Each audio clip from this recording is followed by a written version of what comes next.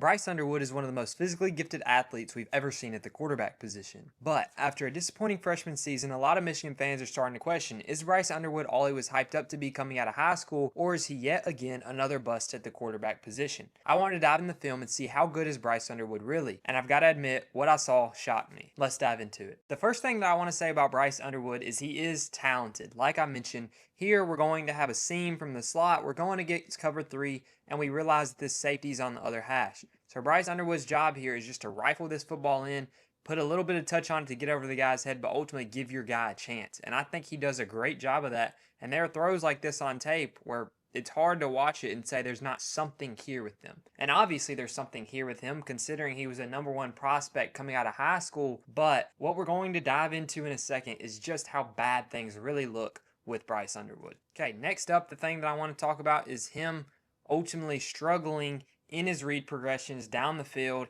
and not trusting what he's seeing in front of him, but instead being one of those quarterbacks who was probably coached to do this in high school, but I'm going to look to my first read, and if it's not there instantly, I'm going to take off and try to make something happen with my legs. Here we're going to have a Yankee concept, right? And all a Yankee concept is a post and then a deep crosser or over route right here from the receiver on the other side of the field. And we're trying to put this one high safety in a pickle, right? We're high-lowing him. We're saying if you drive down on this, we're taking the post. If you stay high, well, then we're going to have the crosser wide open. And the safety ends up being matched up with this receiver running the crosser, the over the middle. And all Bryce Underwood has to do is step up in the pocket, see that his guy is coming open, fire it into him, and we got a huge explosive play, going to pick up 30, 40 yards easy. But instead, what happens? Zero coming on this outside. I believe that Sonny Styles is blitzing, takes a wide path. That color flashes in front of his face, and instead of stepping up and then rifling this football in, he steps up and goes to run, and we take what would have been like a 30, 40 yard gain and we turn it into a 1 yard sack. And that's just something that pops up way too often in his film. Let's look at it from the end zone view right here, right? Sonny Styles come in on the blitz, obviously gets taken out. That's a holding call. So ultimately, even if he completed this play, it wouldn't have mattered. But this is something I wanted to point out because it shows up really, really consistently. He should step up, climb in this pocket, see 4 coming open, and hit him for a touchdown or at least a huge gain, right? Instead, we go to make a move and we just take a 1 yard sack, pick up a yard maybe even. And it's just something that's very unfortunate, but it's something that happens a lot. And here we're going to look at the very next play, right? 2nd and 15, ball on our 20-yard line. We're going to motion our 2 tight ends across the formation, go from an unbalanced formation to a 2x2 type of formation right here. And I just want you to watch the exact same thing happen to him right here. Back-to-back plays where we have a potential huge gain, but as soon as we get moved off our launch point, we are no longer looking down the field to make a throw, right? So we get moved off our launch point instead of stepping up and working our dagger concept to the strong side of the field, right? And all a dagger concept is a deep in, also known as a dig, with a seam on top of it or a go from the player in the slot. Instead of reading this out because we got one high safety and understanding that this will be an easy completion either for a 15 to 20 yard gain over the middle or a touchdown if Caleb Downs gets a little too aggressive right here, which it would have been. He goes to scramble off to the left and gains like 2 yards here, maybe 3 once again. And you can see what he can do in terms of breaking tackles here, but we also want to be able to say, hey, we would really, really love if you would step up in the pocket right here, either look to 4 because you can make this throw and put it over Caleb Downs' head and we'll have a touchdown, or just step up and wait for your receiver to come in the screen wide open right here. Instead, we're trying to make a play and we miss out and it's terrible. Next up right here, I really wanted to point out this 3rd down from the game because I really just wanted to show that Michigan really should have beat Ohio State in this game again, but I think Bryce Underwood really let them down as a team. Here, you see we're coming out in a 3x1 tray formation, right, where our tight end is blocking and releasing right here. And I want you to really watch what we've got called up right here. We've got a double post concept to this left side. Now, we hit our running back drops it, that's not on us. But the thing I want you to notice here is once again, we've got one high safety to this side of the field. What happens when we have this one high safety is we're letting this first post get open in this window, and the only way it can be covered up is if this safety drives down on it. But if he does that, we have the post coming in behind him, and we just have to throw this football up, give it a ton of air, throw it about 40, 50 yards down the field, and we've got a touchdown right here.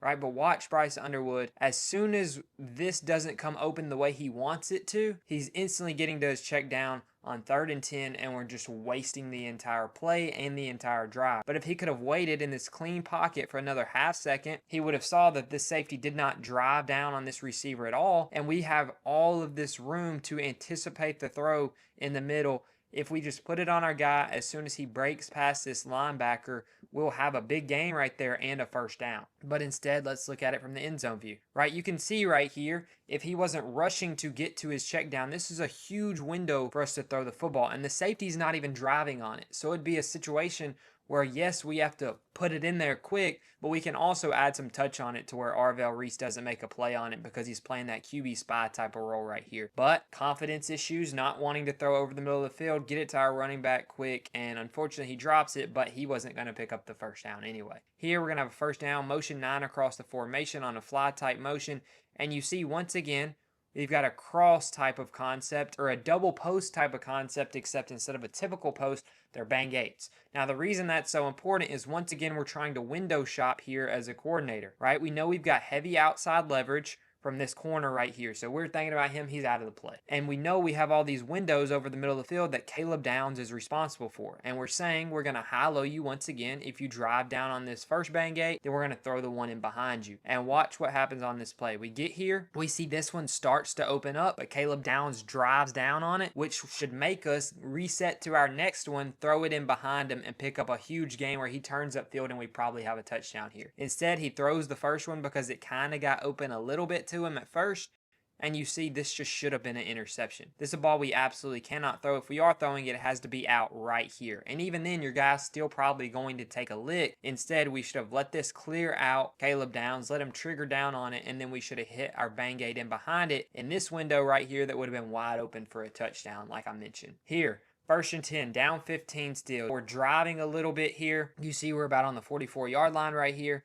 Take the snap, play action. We've once again got that same Yankee concept called up, right? So the deep over or deep cross from our receiver to the left side of the field. And then our X is going to have the big post, right? That's what we call it, where he's getting on top of this safety's head. If this safety drives down at all, we give this ball some air. We are capable of making this throw, and we have another touchdown. Well, our receiver wins right here, and we have that walk-in touchdown, and we're getting to our flat really quick. And we don't mind taking a check down if there's nothing down the field open. Unfortunately, I think our running back drops it again, but this is a situation where we would love to have the touchdown because it was open. And you only have one read on this play, and it's the safety, right? You look at this safety. If the safety comes down, you throw high. If the safety stays high, you throw down, unless someone takes this crosser, then you get to your check down. It's a really easy play to read out on a quarterback, and it's a really high percentage type of throw for the quarterback as well.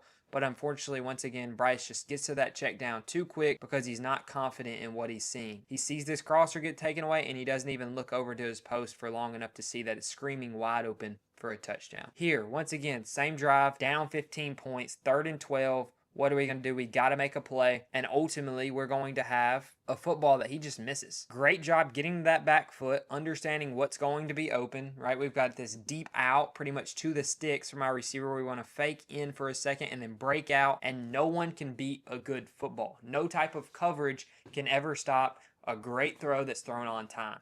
And that's exactly what we have here. He just leaves it too high, which conditions are bad. Cool, that's okay. That's understandable if it's your one mistake in the game. But unfortunately here, we see he just doesn't have the accuracy we need to beat a defense the caliber of Ohio State in this football game. Like I said, great job getting to your back foot and getting this football out even in the midst of pressure, but we just miss it once again. Here, down 18 points. If we don't score right here, the game is pretty much over for the most part. 2nd and 10, what do? We motion 83 over. Looks like we got zone coverage across the board. Gonna try to bail out of the pocket, and we're gonna take a sack. Now, the reason I have such a big problem with this, a lot of people would look at this and say, hey, nothing's really open. Well, what I want to point out is just the leverage that we have across the board and where our eyes should be pre-snap here. So here on this side, you see we're at about what looks to be the 23-yard line. Well, this DB on the outside here is 10 yards off. Right here in the slot, we've got about 7 yards of cushion right here, but we see this guy has inside leverage. So we know as the quarterback what we're running a slant into this. That means this is going to be taken away, and we should not look to throw that at all. We should be looking to throw our hitch on the outside, or maybe, just maybe, we should work the boundary because we have just as much cushion on the outside here. Instead, he looks to the slot guy running the slant, even though he knows Caleb Downs has inside leverage and he's playing zone coverage in this area of the field. So instead of working to the boundary and reading out his curl that had just as much cushion, or getting to his hitch to the field side, which is a really, really far throw, which is why I would prefer him to just work the boundary right here. He ends up just trying to scramble away in the back and takes a sack, right? And that's what happens when you play talented defenses. They're not going to let you just be one read. It's not there, take off and run. And that's why he struggled so much at Michigan this season. Okay, here, down 18, once again, 3rd and 5, ball on the 30-yard line.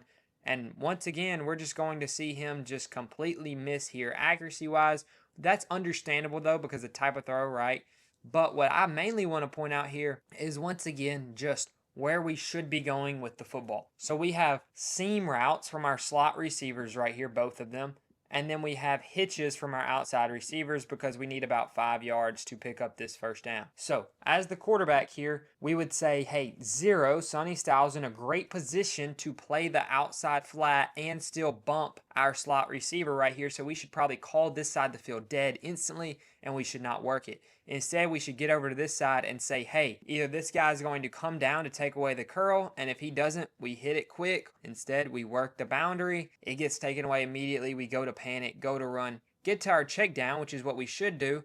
But what I would just say is, based on the numbers here, where the apex defenders are, right? 0, Sonny Styles, is close to our slot receiver, whereas this apex defender right here is nowhere close. We should have worked this side of the field. Despite it being a longer throw, we know 6 is playing off, and he's ultimately going to give up the sticks just a little bit because of the margin of victory in terms of how much Ohio State is winning at this point in the football game. And unfortunately, Bryce Underwood doesn't do that, tries to get to the check down, and just misses it. All right, and a difficult throw. I'm not upset at that. I don't even think he really misses as much as the running back's just not ready for it. But we've just got to understand where we should go with the football pre-snap, and then we've got to execute post-snap in the way that we should be capable of at this type of program. Thanks for watching. Let me know down below what you think about Bryce Underwood.